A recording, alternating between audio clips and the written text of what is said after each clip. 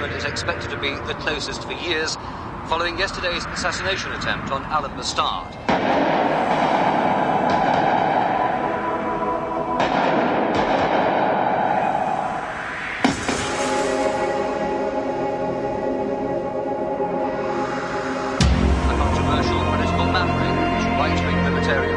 Have kept him in the public eye. Even Mr. B'Stard's staunchest political opponents were dismayed at his shooting. As far as I'm concerned, a fit, healthy and active Alan B'Stard is an asset to the Labour Party, said Mr. Neil Kinnock, and I wish him a fast, speedy and rapid recovery. Dearly beloved, we are gathered here today to mourn a man who has been taken from us at so early an age, before he could learn the need for humility, charity, generosity and honesty, and who therefore will undoubtedly go to hell, where he will be forced to consume his own ordure, while giant maggots feed on his agonized innards. And screaming demons with white-hot whips of barbed wire torment his defenseless buttocks for all eternity. And may God have mercy upon his soul. Amen.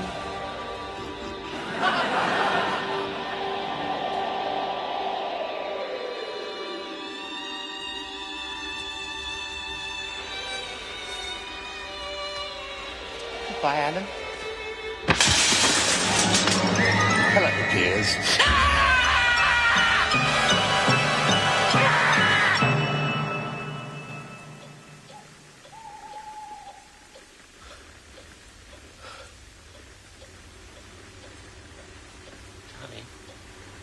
Darling, wake up.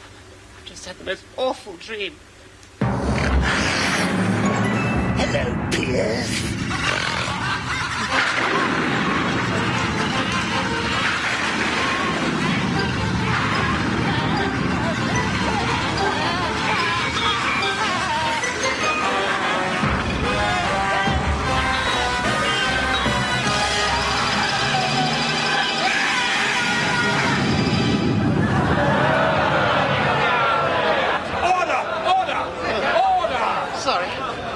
Dream.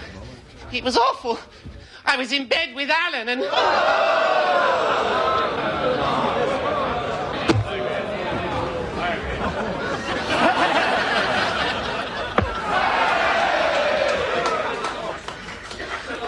If I may continue, on the sensitive issue of capital punishment, I say to honourable members, use your conscience. As always, this will be a free vote, and there will be no whipping. However, may I say to my honourable friends that if they think they can vote against capital punishment and still have a future in this party, I humbly beg them to think again.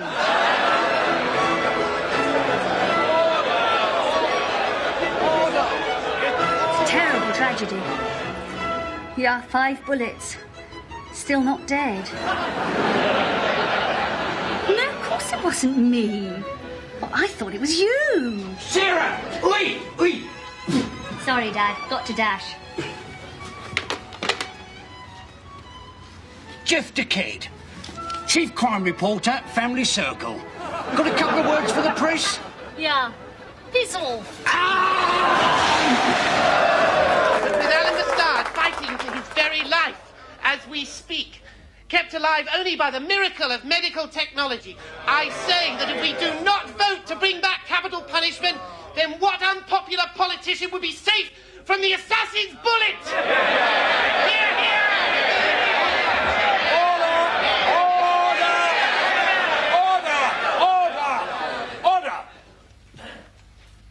The question is, the bill be read the 3rd time. The ayes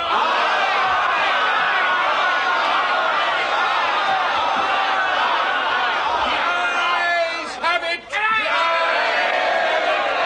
Clear the lobbies.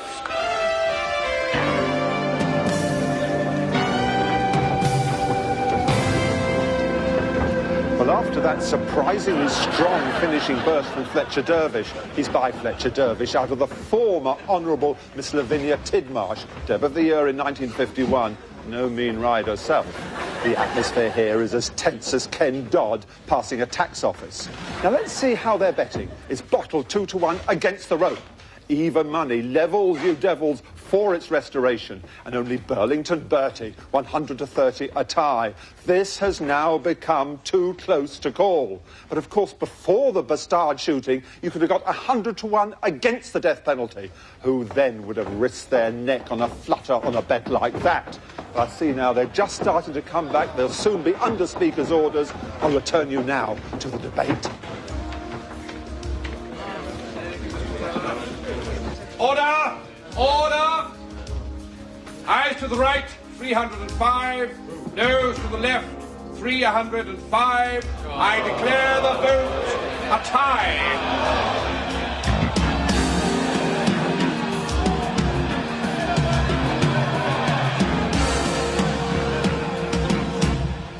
But I haven't voted yet.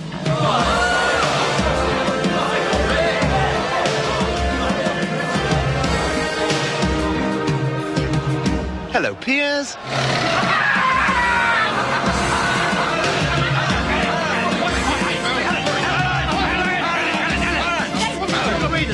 Jeff Decade, Chief Lobby Correspondent, The Spiritualist Weekly. So, what's it like returning from the dead, then? Very invigorating, Mr. Dickhead. You should try it. Here, Alan, are you pleased capital punishment's been restored? Has Rose Kennedy got a black dress? I don't know. Do you want me to find out? Please, ladies, gentlemen, using those terms loosely. I do have a prepared statement if you could just slip your mouths into neutral for a second. Oh, could I have this chair, please? Thank you. I don't have to tell you journalists what it's like to hover on the brink of death, as most of you are like that every lunchtime. Suffice it to say that I owe my miraculous recovery to Chief Amlumi, a brilliant Amazonian spiritual healer. Sorry, Alan, could you spell that? What? Well, everything you just said. For exclusive rights to further amazing disclosures about my miraculous recovery, there will now be a grubby, nay, sordid auction in which tabloid journalists will bid absurd sums of money, starting now. Spiritualist Weekly, 50 quid and a night out.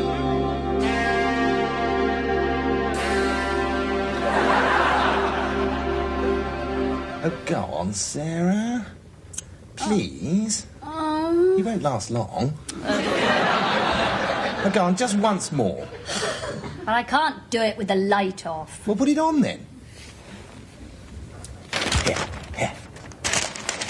Unprecedented uproar broke out in the Commons today. With expression, woman.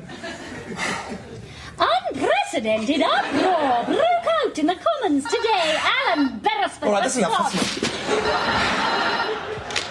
Alan B'Stard, back from the dead, quotes from £5,000, interviews from 50,000. I see, well, that's very generous of you, Mrs. Talbot. And how much were you thinking of donating? £50,000? No, that's all right. Every little helps. I am, in fact, in the throes of setting up a charity with the very purpose of funneling cash to Chief Amlumi. Yeah. Well, of course I'll take a cheque. Central Amazon Spiritual Healers. It is a bit of a mouthful, isn't it? Well, why not just put the initials, C-A-S-H? All right, no. Thank you, Mrs. Talbot, on behalf of all the poor people. You're not trying that cash con again. Is that why you faked your own shooting, so you could trick poor old ladies out of their life savings? Sarah! I didn't fake my own shooting. It was on television. It's already a much-requested item on Points of View.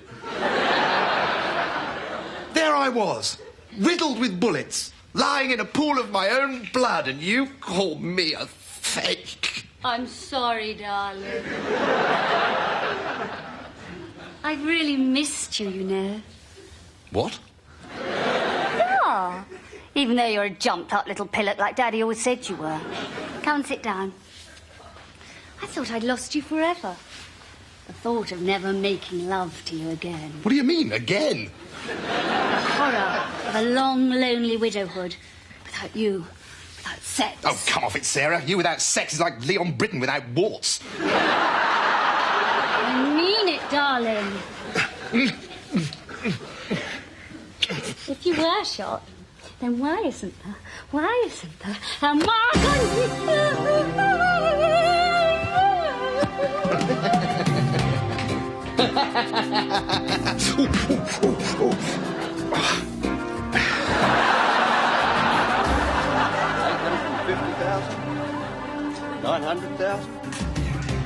$950,000, 1 million.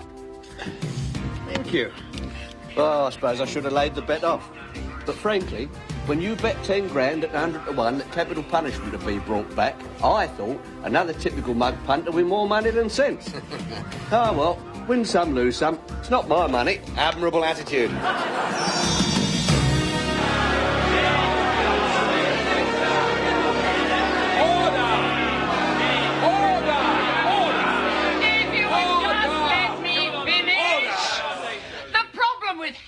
Is it just does not deter anymore. It doesn't hurt enough. Now, in pre-revolutionary France, convicted felons were broken on the wheel. They were strapped to a wagon wheel, their limbs systematically smashed, then they were dragged through the street, screaming for mercy, until the executioner dispatched them with a dagger through the heart. Now that's what I call justice.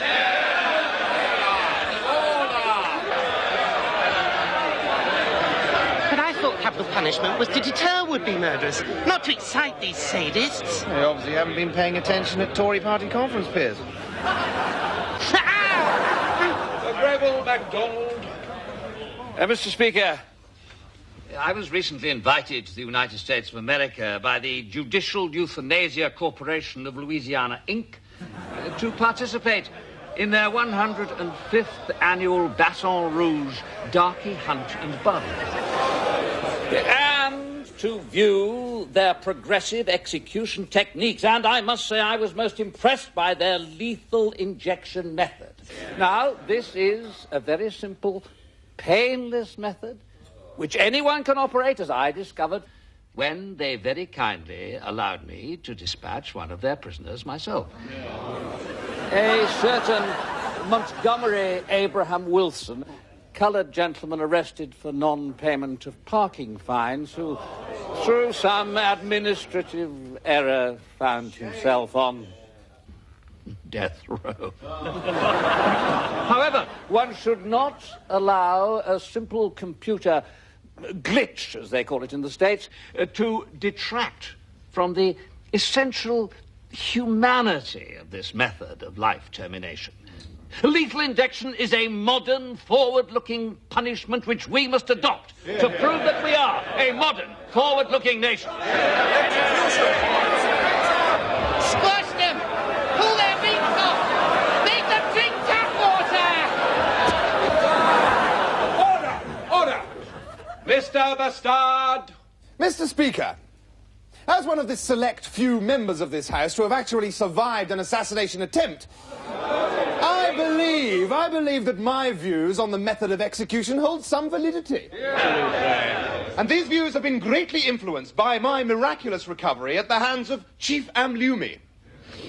For he has instilled in me a respect, nay, a love of the natural world and everything in it. I admit that until my shooting, I thought that greens were the overcooked vegetables we Tories were forced to eat at public school. So let us apply the ecological approach to killing murderers. Lethal injection. The minister said it was entirely painless. Well, I don't think there are many of us on this side of the House who could possibly endorse a punishment that didn't hurt at all, could we? No. So what about electrocution? A good old fry-up, so to speak. Alas, I fear that the discharge of such large amounts of smoke and charred flesh into the atmosphere can only have a detrimental effect on the ozone layer. And Mr. Speaker, whilst I am drawn to Dame Josie's breaking upon the wheel, I fear that dragging crippled felons through the city streets can only add to traffic chaos. No, I can endorse only the good old-fashioned rope. Hang on. Simple, aesthetically pleasing, and using renewable resources. Wood, hemp, and good old British criminals. We should be proud to revive this ancient English craft. But with one Important difference. To bring hanging, kicking and screaming into the 1990s... televised public executions.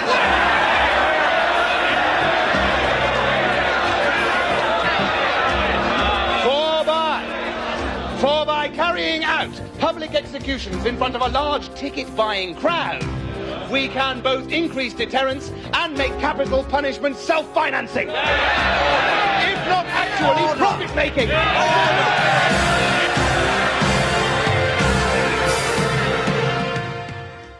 Congratulations, sir.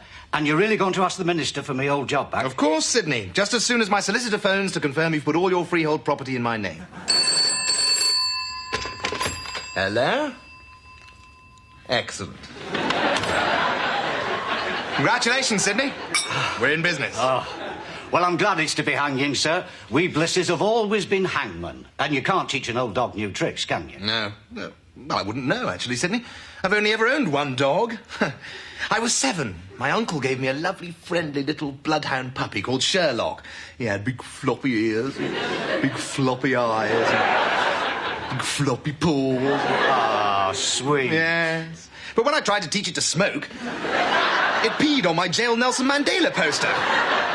So I lynched it. Ever heard the phrase a hang dog expression, Sydney? Well, I hope you did it properly, sir, because if you don't do it properly, the head can come right off. I know. I used it as a paperweight until it went mouldy. Oh, you are a one, sir. Yes, I am. Minister! B'Stard? Oh, this is Sidney Bliss, the former hangman. And future hangman, too, I hope, sir. Good heavens, do backbenchers still work in these sordid little offices? I'd quite forgotten. Oh, congratulations on your promotion, by the way. Minister for Law and Order, eh? That's right. Minister for Law and Order, we haven't had one of those before, have we, sir? Not in England, no, but they're very big in South Africa. And the PM thought I was just the chap to look after police, prisons, deportations, executions, disappearances, amputations.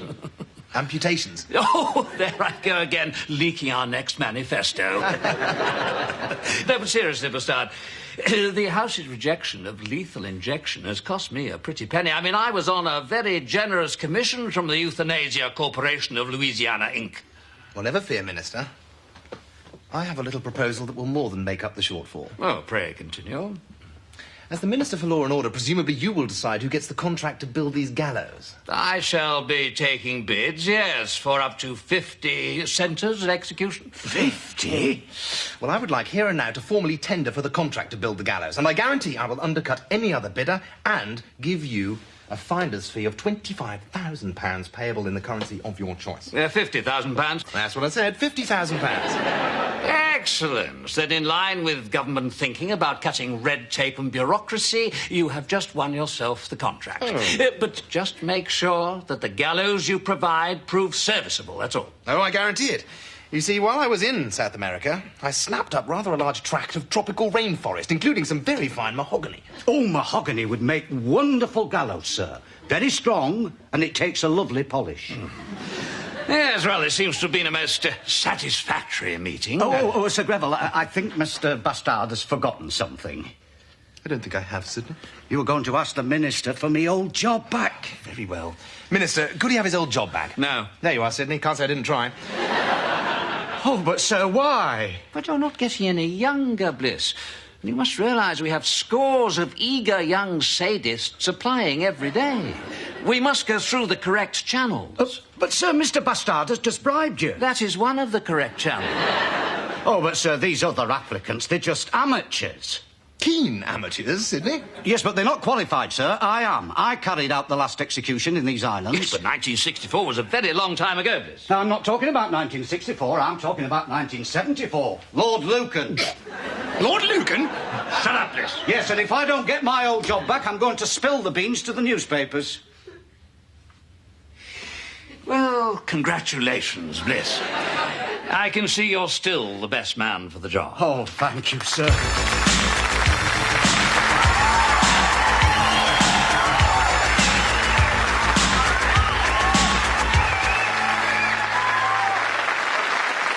Yeah? Thank you, Leck. That was bonza. Well, let's hope the record gets to #1, eh? God knows Poland needs the money. Now, what can I say about my next guest? A man who was gunned down in broad daylight, yet who last week miraculously returned from death's door to cast the vote that brought hanging back to this fair country. You all know who I mean. Please give a warm welcome to Alan String-em-up B'Stard.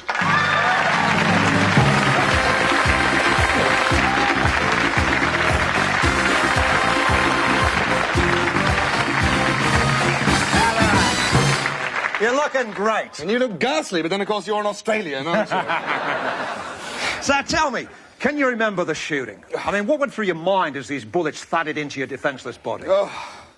Well, I remember thinking, well, thank God it's me and not Mrs. Thatcher.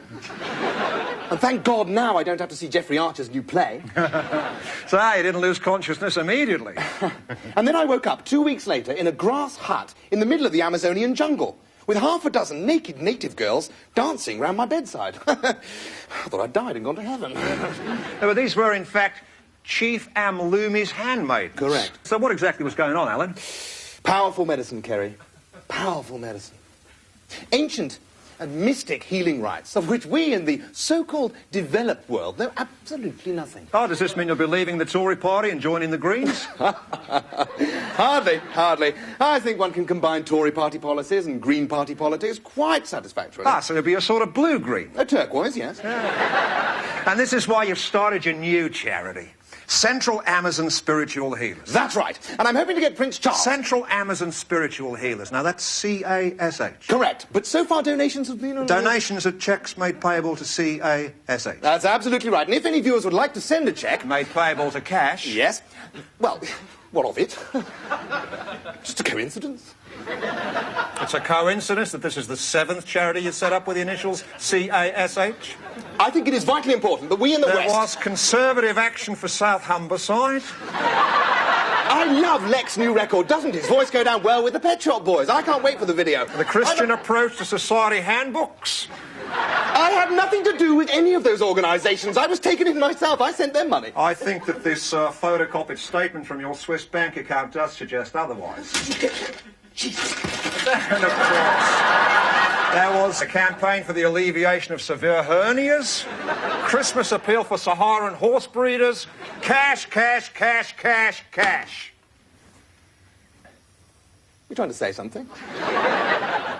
What I'm saying, Sport, is that you are a liar, a cheat, a fraud, a freeloader, and someone who would fake his own shooting if there was money in it.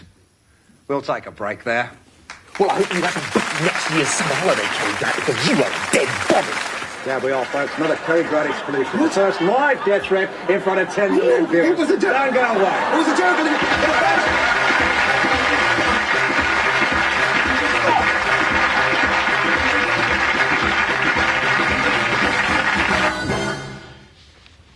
I just can't believe it.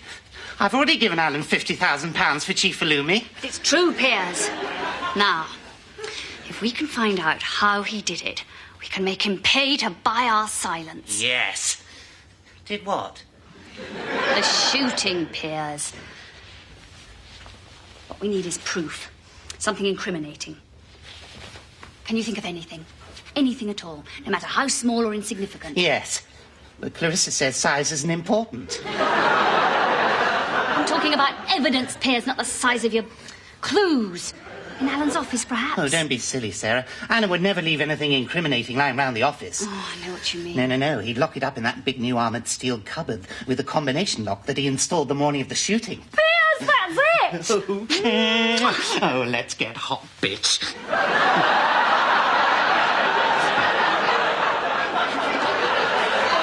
Now, I found this when I was looking through Alan's knickers. I thought it was some tart's phone number, but it could be the combination to that cupboard.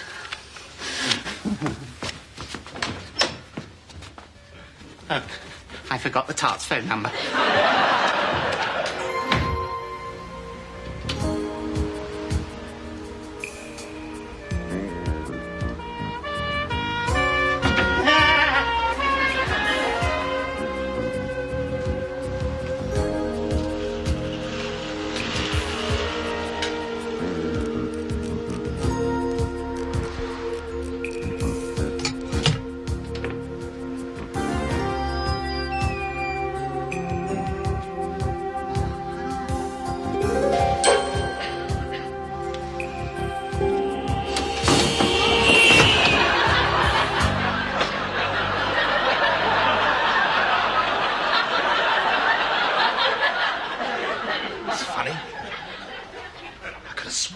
Come on, Senor Bastardo. My money. All in good time, Jimenez?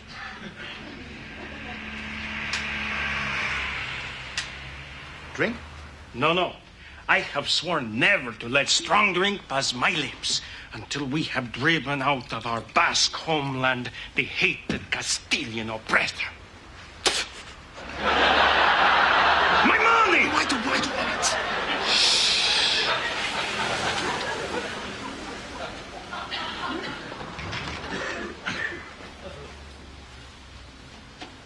Let me look.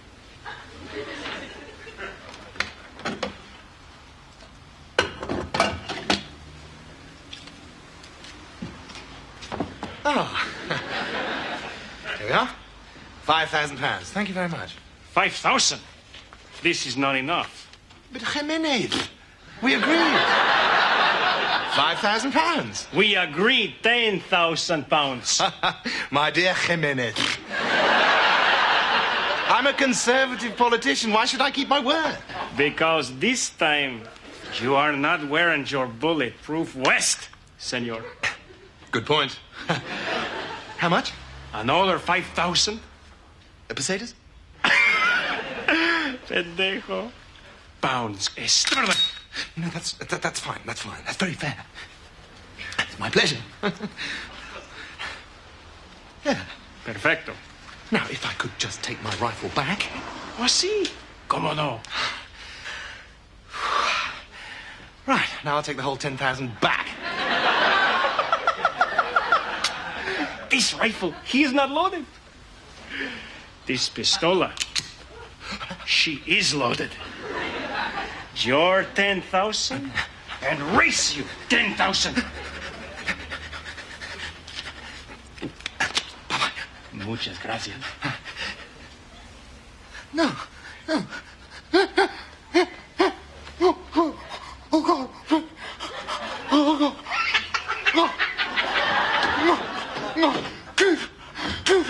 No.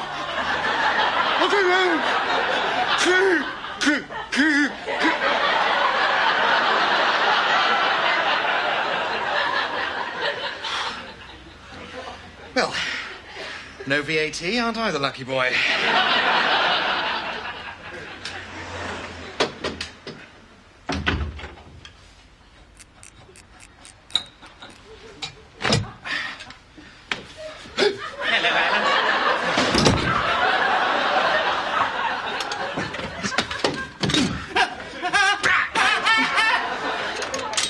Can you think of one good reason why I shouldn't shoot you dead now, Piers? Yes? What is it?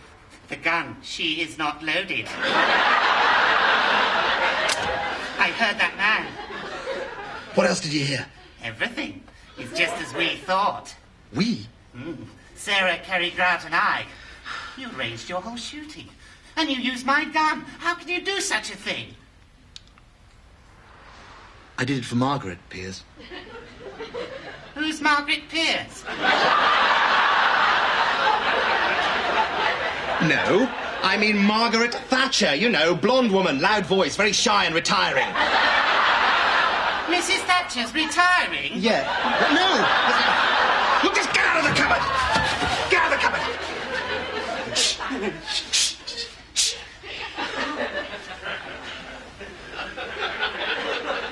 Now, look.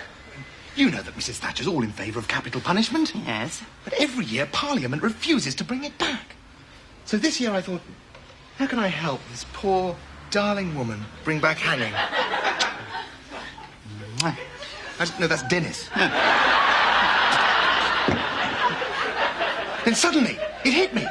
I know, I thought, I'll stage a killing so appalling, so horrific, so threatening to the status quo. So you faked your own shooting to help Mrs. Thatcher. That's brilliant.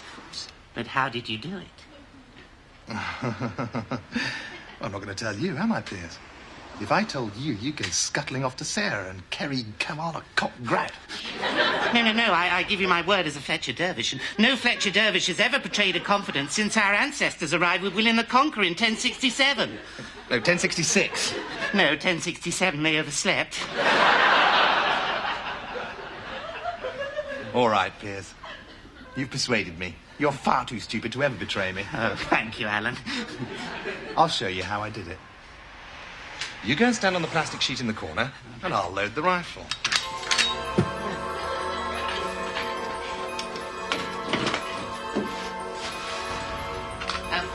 Alan, shouldn't I have the bulletproof vest on? No, you don't need it, Piers. It's not necessary. I'm sure.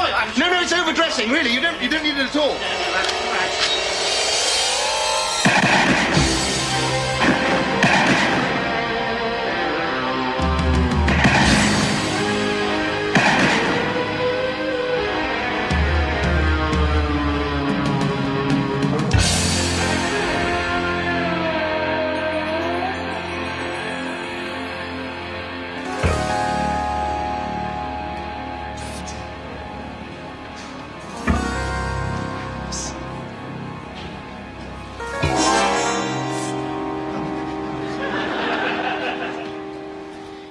Really opened up to me, you know. I know everything. Half the dag you look, Pierce. Right.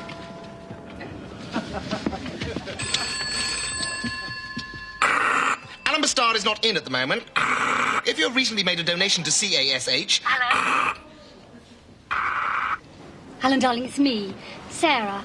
I've had the most awful accident, darling, in Parliament Square. Police had just arrived. I was in your Bentley, darling. Oh, my God! Darling, is the car all right?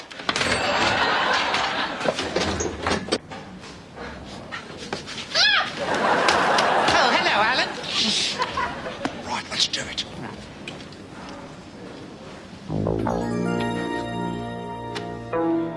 Good day.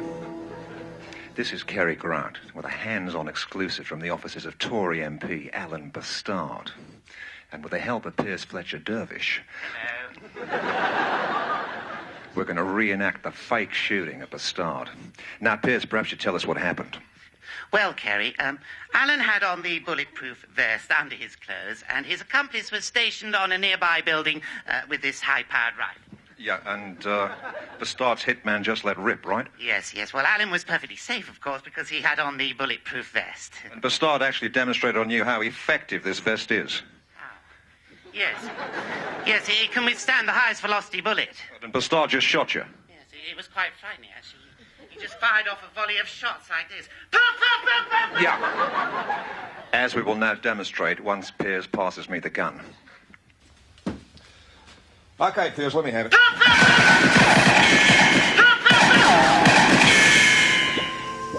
Oh, sorry, you meant let me have the gun, didn't you?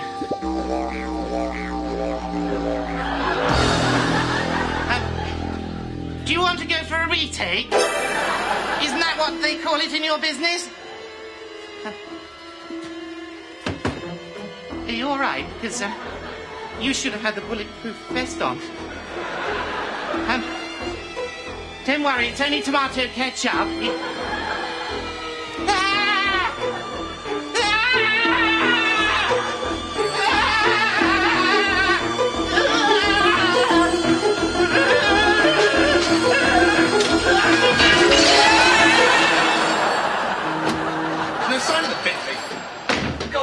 Sarah's playing that stupid bitch. I don't care who you are, Alan B'Stard is out right now. McGill, I've just written to you about the wood. How much? Well, look, if we can't make a profit using mahogany, we'll just have to use less expensive timber. I don't care. Just so long as it's dirt cheap. Don't give me that, McGill. Listen, I know where the bodies are buried, remember? I've been getting away with murder for years. I know how to make a killing. Excuse me, Mr. Bastard. Reports of gunshots in this part of the building? Well, as you can see, officer, I'm perfectly all right. Well, this chap don't look too well, sir. Jesus Christ! No, sir. Kerry Grout. The man you threatened to murder on the telly the other night. Wow, there's a first.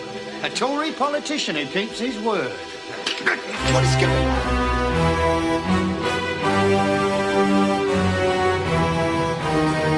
But the evidence I shall give will be the truth, the whole truth, and nothing but the truth. Police Constable Matthews, would you kindly tell the court, in your own words, what happened on the morning of November the 12th?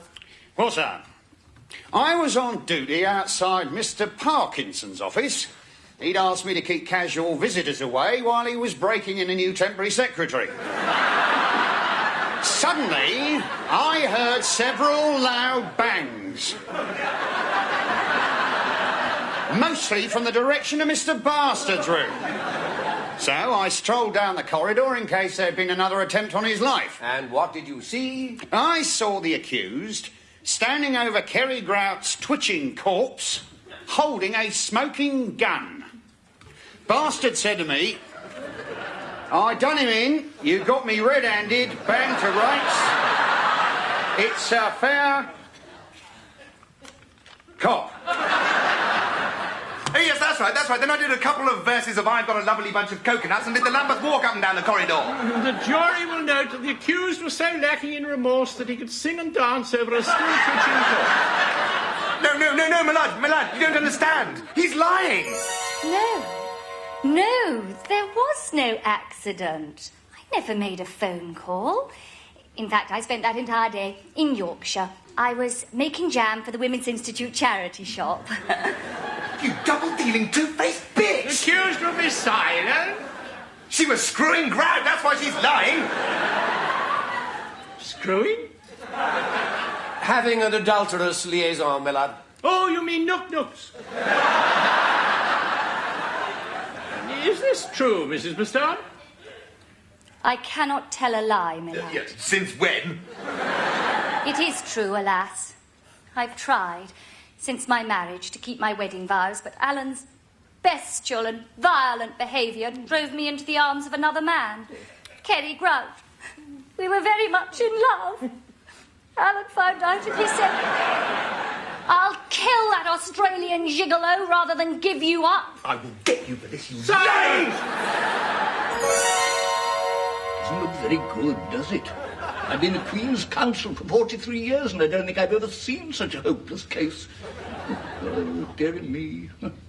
Oh, well, never mind. Shut up! I'm not paying you £2,000 a day for oh, well, never mind. I'm innocent! You've no need to keep up the pretence in front of me. Look, you cynical old silk, I did not do it! Oh, all right, you didn't do it.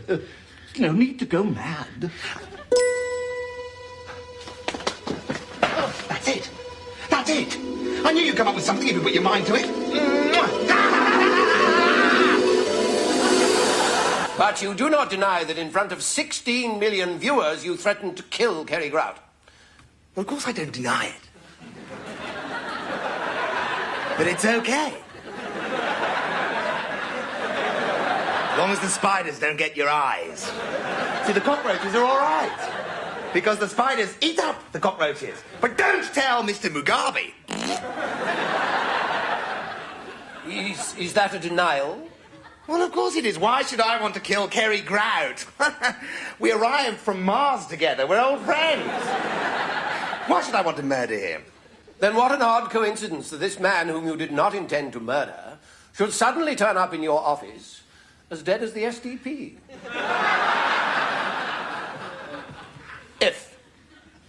it is a coincidence, then I think it is a conspiracy to prevent me from becoming the first ruler of the universe in the year 2005. As predicted by Nostradamus in the 9th quatrain of the 53rd volume, when he said, "Ye world, a great upheaval shall suffer. The remnant nations shall together cleave, and the blonde bastard with noble brow shall hold the banner and wield the blade." I'm going outside. I may be gone sometime.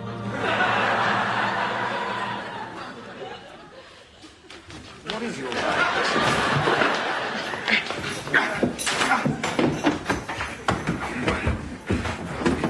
Silence in court. I will not have my court turned into a circus. Well, you shouldn't have come in drag then, should you? If I may crave your indulgence, my lord, my client is under considerable pressure. Indeed, I'd like to call an expert medical witness, a world leader in his field, to testify to Mr.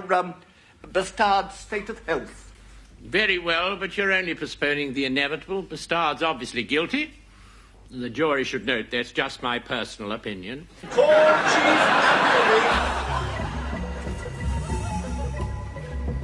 What religion is this person? Chief Amlumi worships the sun, the moon, the spirits of thunder, and the essence of the soil. Church of England. Will you tell the court of the known side effects of a course of herbal and spiritual healing that Mr. B'Stard undertook? Digito Doriti Midslog.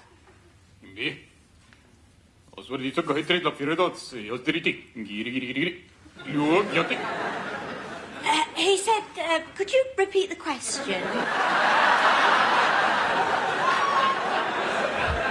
No. You repeat it. Digito Doriti Midslog. Midslog? Me? Covi bigoriti, bistordodi, lo, dortigo. The chief says the only known side effect is after the cure, the patient suffers weeks of hallucinations and intermittent bursts of insanity. The crocodiles! The accused. One final question. Does Chief Amlumi believe, in his expert opinion, that the accused may have shot the deceased during a bout of temporary insanity? Gimbo, lili, bing, bing. Imbi. Without a doubt.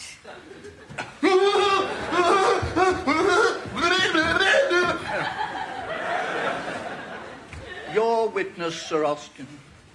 Chief Amlumi. Fortigi Gelido. Bora daska bifi trulio. Donna Fiera daski gambuli tru grunrang. Excuse me? Don't you understand the question? It was put in perfect Tupinambaranas dialect, as by chance I went to Eton with Prince Warodi of that very tribe. Oh, really? Yes, my lord. I was his fag. And in the long, cold winter nights, while we huddled together in his bed, for warmth, he taught me his language and showed me how to wrap my tongue around the harder bits.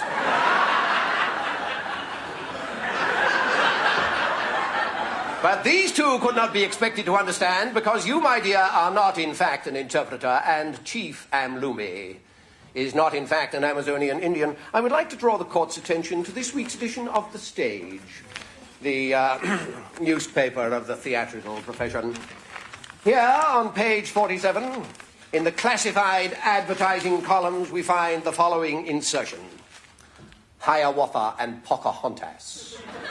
Speciality tomahawk throwing act, unexpectedly available for pantomime following termination of residency at the Holiday Inn, Beirut. I think Millard will agree that the photograph is a reasonable likeness.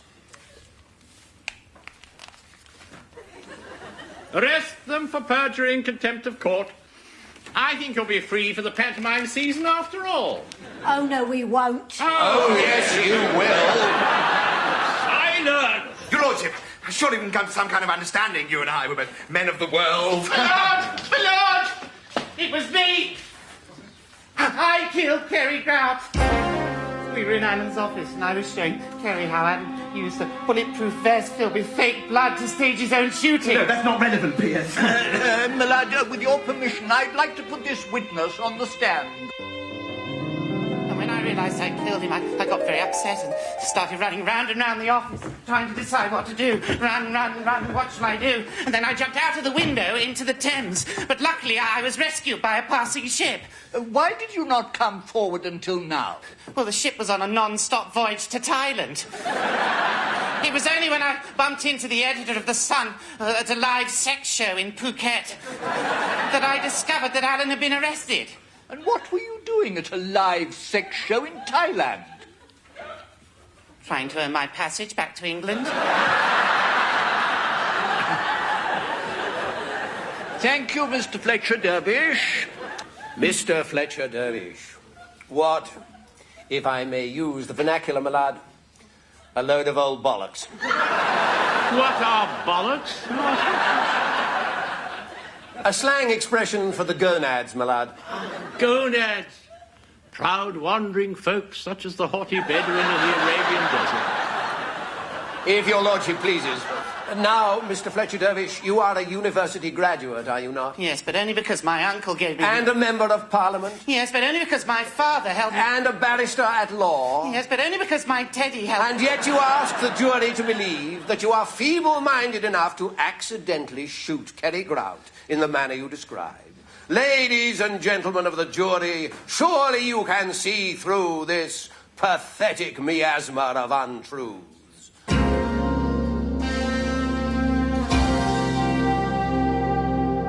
Members of the jury, have you reached a verdict? We have. And is it the verdict of you all? Absolutely. Do you find the prisoner guilty? Yes. Excellent. Has the prisoner anything to say before I pass sentence? Yes. Your lordship. Before you make a terrible mistake, you must realise that hanging should never have been reintroduced. It's horrific. It's barbaric. I meant to vote against it myself, but my brain had been addled by my medical trick. Black cap, if you please. Alan Beresford B'Stard, you've been found guilty of the most horrific and cold-blooded murder. And even though your victim was Australian, I have no compunction. In fact, it gives me great pleasure in passing the death sentence upon you. You shall be taken from this place to a place of execution and there be hanged by the neck until you are dead. And may God have mercy on your soul. Happy New Year.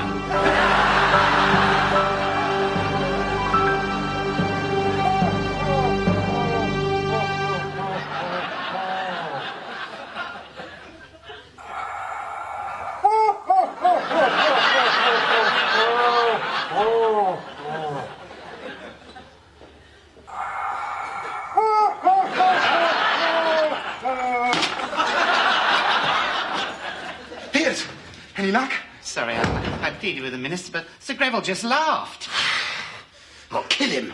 But that's murder. Well, it doesn't really matter now, does it? They can't hang me twice. I could commit 100 more murders. I could kill you. It's your fault I'm here.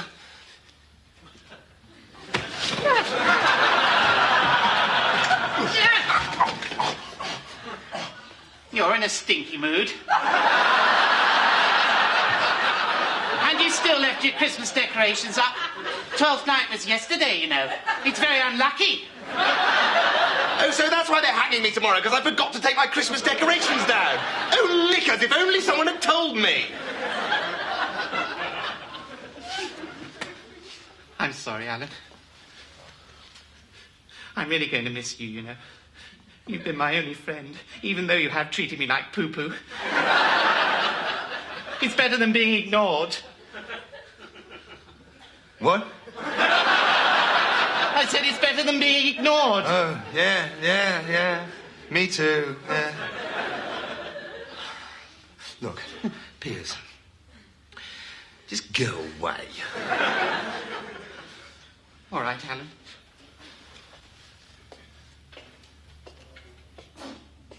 Yes? Yes. Quicker. Order! Oh, I nearly forgot. There is one piece of good news. What? A message on your answering machine from Mr. McGill. He says he's used some really cheap timber and now you stand to make 100 grand out of the contract.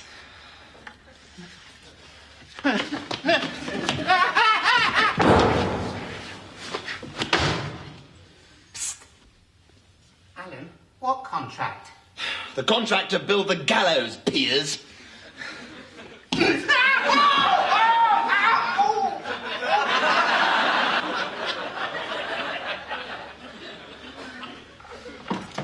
Good afternoon, sir. Would you mind, sir, just standing up a moment? Why? Oh, thank you very much.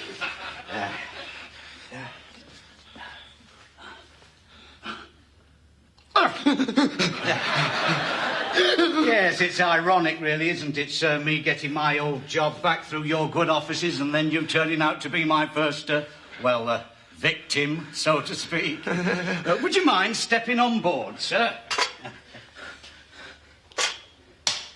Oh. Uh-huh. You know, sir, some people think that being a hangman is money for old rope. But everything has got to be just right. Still, if there's anything I can do, sir, to ease your last moments... Yes, Sydney, there is. You can use a 25-foot rope. Oh, no, sir, it's only a 20-foot-high gallows. You'd break your leg. Yeah, I'll take the risk. Oh, no, sir, no, I couldn't do that. The honour of the blisses. Besides, if anything goes wrong, it's called an act of God and the prisoner gets off. Exactly, yes, yes. Oh, no, sir, my old man would turn in his grave if I ballsed it up. Look, Sydney, I will give you an enormous amount of money. Oh, I don't need your money now, sir. My agent's expecting to be flooded with offers once I've topped you. There's talk of a summer season in Pretoria. And a tour of South America. Oh, well, thank you, Mr. B'Stard. You have been a real gent. Is there anything else I can do for you? Yes, there is, Sydney. You could be in a fatal car accident tonight. Oh, you are a one, sir. Oh, well, no good hanging about. Chin up, eh? Oh, sorry, sir.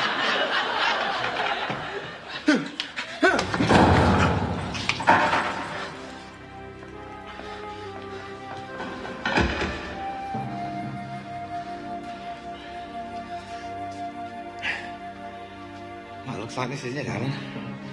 You've sunk about as far as you can go. Still, look on the bright side, eh? These things can't get any worse. Alan! Wait, Alan! Over here! Jeff the Kid, Chief Obituary Writer. Materials Reclamation Weekly.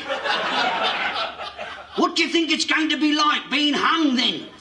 I think it'll be a bit like this, Mr. Dickhead.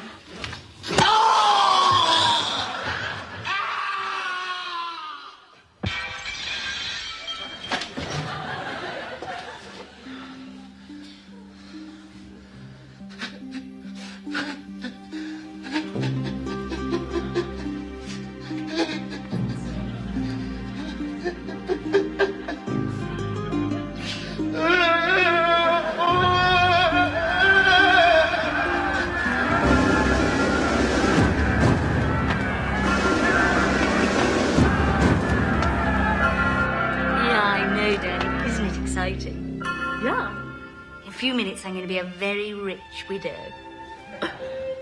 Yeah. I'm a bit busy now. Mustache. Bye. So, in fact, my dear, what you were saying was you perjured yourself. Yeah. Aren't I a naughty little girl? And do you know what the punishment is for naughty little girls who perjure themselves?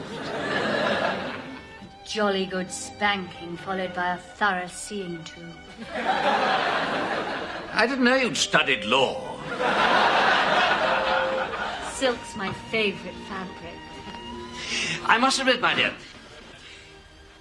when you invited me here, I assumed you were going to beg me to reprieve your husband. Oh, God, no. I invited you here to make sure you didn't. That's the last thing I want. And what's the first thing you want, my dear? Sarah! Hey, Sarah! Excuse me. Jeff the Kid, Agony Aunt Exchange and Mart. So how long will it take you to get over the death of your old man and start knocking off other blokes then? Not long, Jeff. In fact, I really feel like knocking you off now. Oh, really? Really? Oh.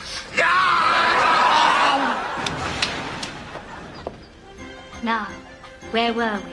Not now, my dear. Come and sit on my knee. It's just starting. Good evening and welcome to an ITV exclusive presentation, live hanging from the National Sporting Club. Now to the highlight of the evening, the main event. The first public execution in the United Kingdom since 1868. And here is tonight's victim, weighing in at 13 stone dead. There is a drop of 4 feet 6 inches. If you put your hands together and give a quick send-off to Alan B'Stard. Now I'd like to introduce Alan's opponent tonight, so to speak. Back after a 25-year retirement, the public executioner, Sidney Bliss. Sidney, may I just have a quick word with you, please? It must be a very special evening for you. It is, Harry. You know what I mean, Harry. I have been training every morning at my neighbour's pig farm, so I'm not expecting any problems. Well, thank you very much indeed, Sidney. And now to the man without whom none of this would be possible, Alan B'Stard. Alan? Piss off! Oh, that old B'Stard sense of humour still exists. It won't be the same when you're dead, Alan. Oh, what a pity for you. You know, it is ironic, isn't it, when you think of it? It was your votes that brought back the noose and your company that brought back the gallows and built them. Ironic is not the word, Dickie. I'm just getting a word from the producer now that it's time for the big drop. Any last wishes? Yes. I'd like all the crowd here to join me on one last little song. There were a billion in the bed, and the little one said, roll over, nice and slowly now. So they all rolled over, and one fell out. One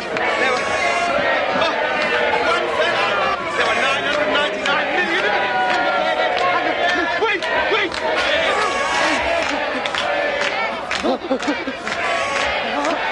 I'm sorry, it'd have to be you, sir. No, Sidney! Sweet Jesus, no, please, Sidney! Sidney, no, please!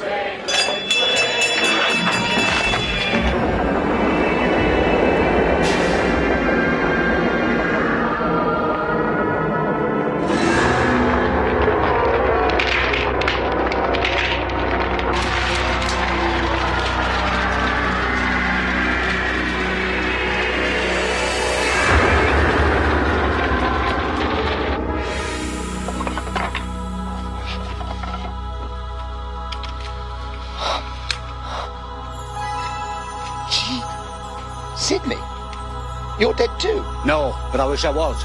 The utter humiliation. Whoever you got to build these gallows, sir, they took advantage of you. They used balsa wood. Balsa wood?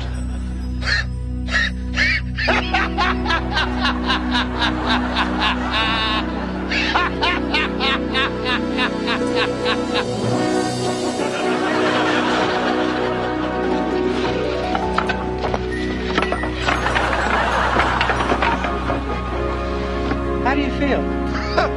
Piss off! And so with Alan B'Stard amazingly reprieved by an act of God, let us see that incredible action again in slow motion.